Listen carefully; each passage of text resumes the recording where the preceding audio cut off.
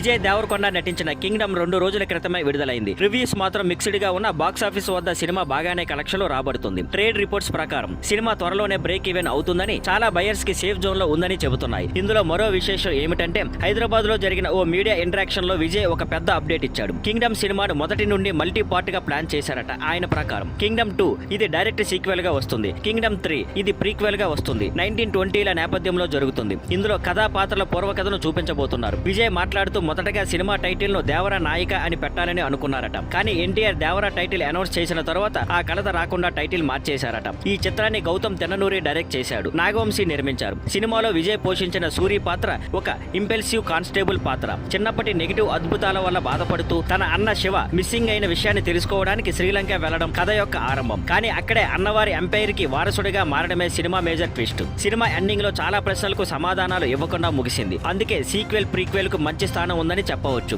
ఈ విధంగా తెలుగు సినిమా ఇండస్ట్రీలో ఫ్రాంచైజీ స్టోరీ టెల్లింగ్ కు ఇది మరో ముందడుగు అవుతుంది. Thank you for watching. Please like, share and subscribe.